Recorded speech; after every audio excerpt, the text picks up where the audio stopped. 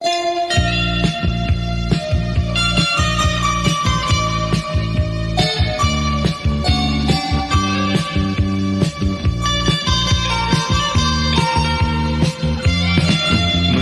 คราบน้ำตาไม่มีผ้าเช็ดหน้าชีวิตชีวาเดียวดาย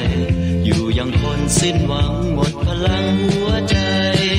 เหมือนตายทั้งเป็นพายุพระโคมกระหน่ำกระแทกซ้ำดวงฤทัยแม้จะอยู่สุดล่าฟ้าไกลก็ไม่ไหวคิดถึงเธอ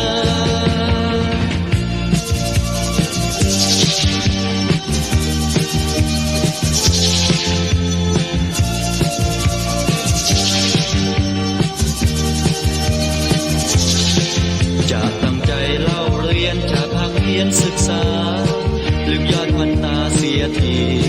เปิดตำราพระใดจิตใจพลานล่องลอยคอยเธอหวนมาพายุพระโคมกระหน่ำกระแทกซ้ำดวงฤทัยแม้จะอยู่สุดล่าฟ้าไกลก็ไม่ไหวคิดถึงเธอ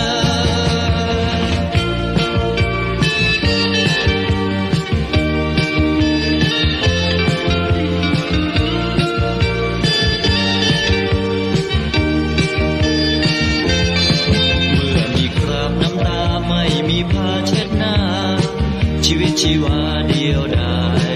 อยู่ยังคนสิ้นหวังหมดพลังหัวใจเหมือนตายทั้งเป็นพายุพระโคมกระหน่ำกระแทกซ้ำดวงฤทัย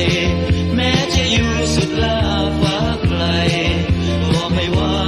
คิดถึงเธอ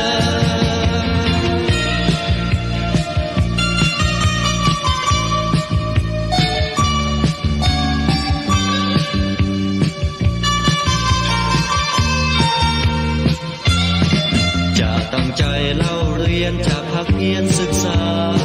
ลืมยอดวันตาเสียทีเปิดตำราพระใดจิตใจพลาน